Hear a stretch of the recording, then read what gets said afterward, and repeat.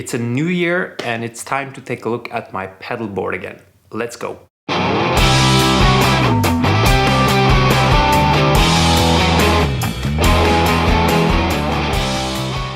This video is sponsored by DistroKid, and DistroKid is by far the best and easiest way to sell your music online. You pay only 20 bucks or $19.99 to be precise once a year for unlimited uploads. The process is very simple and DistroKid will distribute your songs to all the platforms you want, like Spotify, iTunes, Apple Music, Google Play, and Amazon, you name it. The last song that I was a part of releasing was distributed through DistroKid, and it was way easy and very fast. To have more control over everything, we dropped the label we were working with and we went with DistroKid instead. I remember that we got our master very close to the release, but since DistroKid is so fast, we made it in time. It only took like 2-3 days before the song was on all the platforms that we wanted. Try DistroKid now with my VIP link in the description for 7% off. On to the video. As before, the board is made by Badass Cases. It's built here in Norway, still happy with it. For most of this video, I will use my TMG Cashmere 59 replica Les Paul. Very happy with this guitar.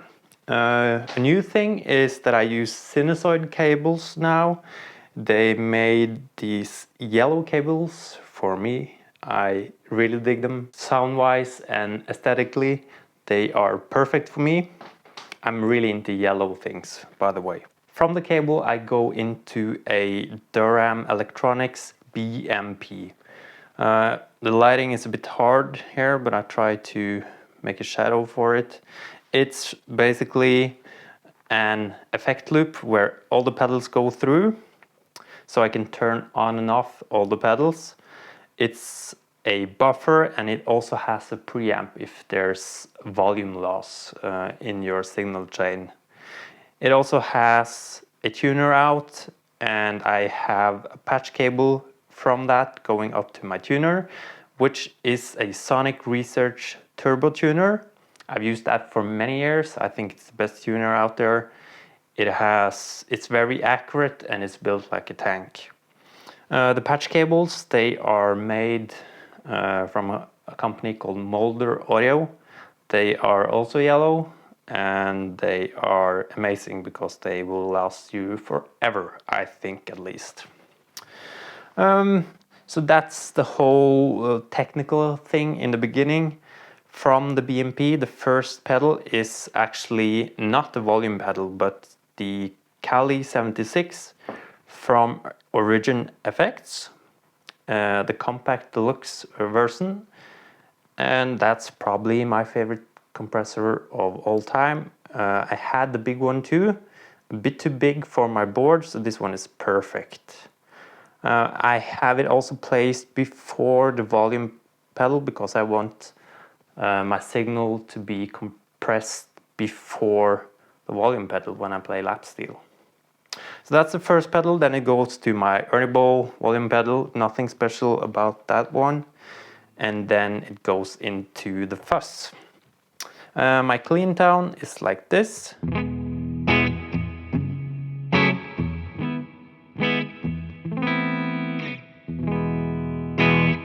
The amp is my Tone King Imperial 20th anniversary model on the clean channel and no reverb on the amp. I will show you the compressor when I play lap steel because I don't use it with a regular guitar. But then we have my current favorite fuzz, and it's built by a company called Noel Pedals from Japan. I think this model is called the Victorette, and I also think it's based on a Big Muff. I'm not too sure because all the things I've seen about this pedal is written in Japanese, so my Japanese is kind of bad at the moment, so I have no idea, but it kind of sounds like a big muff with a bit more mids presence. So let's hear that one.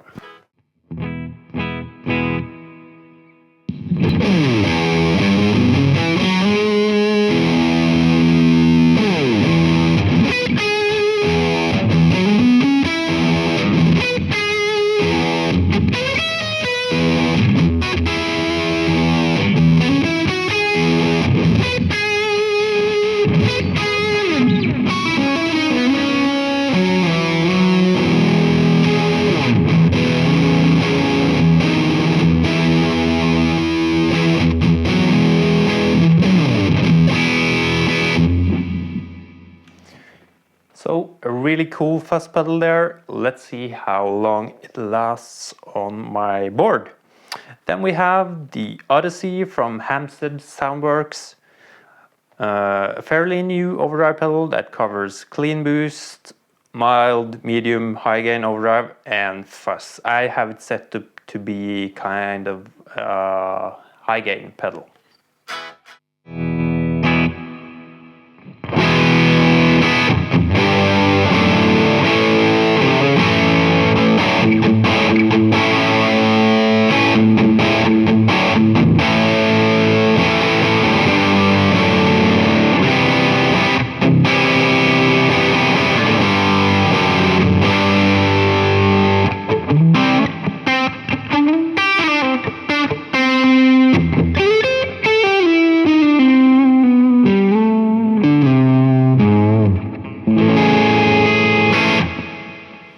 Sounds amazing by its own, and it also pairs up well with the next pedal on my board, which is the King of Tone from Analog Man. When I play live, I have the clean channel on most of the time, all the time actually, with just a tiny bit of grit, and then I kick in the second channel when I need that, and I also use the Odyssey for different flavor or different gain setting. So here's the clean channel on the King of Tone.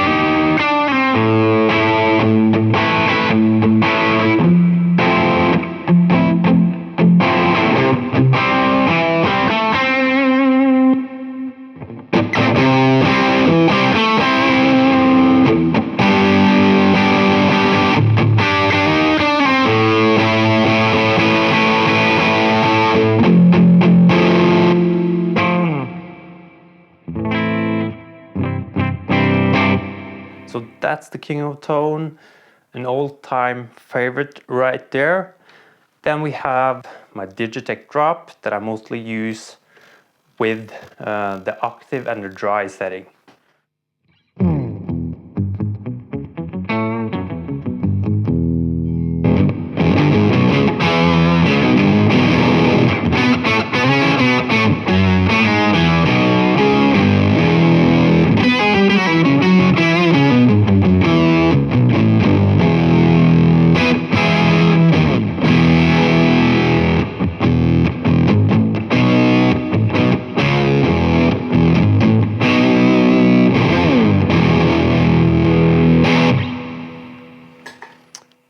After the drop, it goes down to my JHS Milkman, which is my go-to pedal for slapback delay.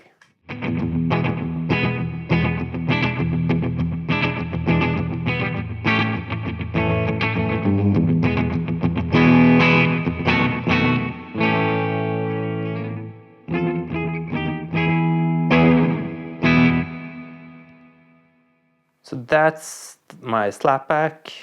Then we go into a pedal that's been on my board for a long time, and that's the Walrus Audio Julia. chorus vibrato, I use it as a vibrato mostly, kind of subtle to get maybe a vibey vintage sound.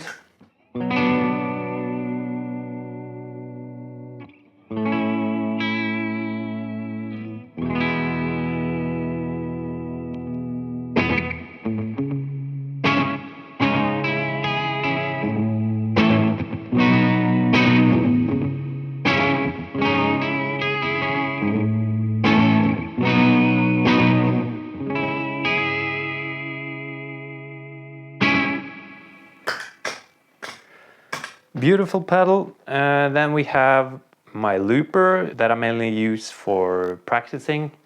It's a simple one from Digitech. It's the Jamman XT, Jamman Express XT. And I can probably do some looping for you later when I try my baritone. And then we have my TC Electronic Hall of Fame 2 that's been on for most of this video. I like to use the plate setting for a more subtle reverb sound. I also like the mash function. Kind of makes the on-off knob to work as an expression pedal. So here's the plate reverb, and let's see what happens when I press the mash button.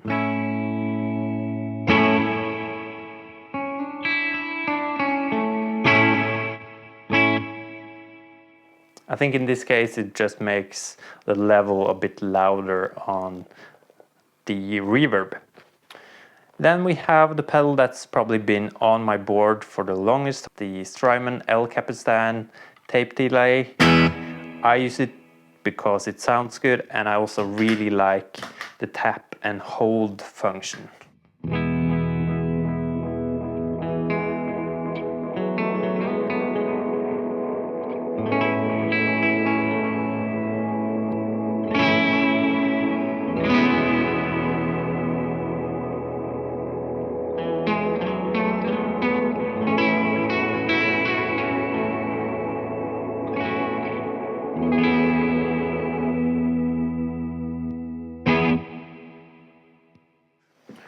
So there you have my board. Let's try and make some sounds with my baritone first, and then we'll try the lap steel.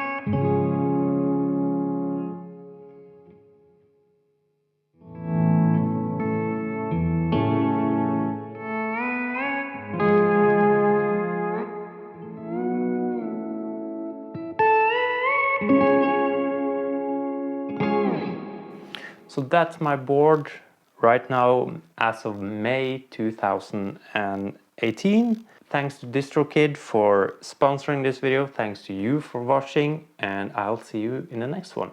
Thanks. Bye.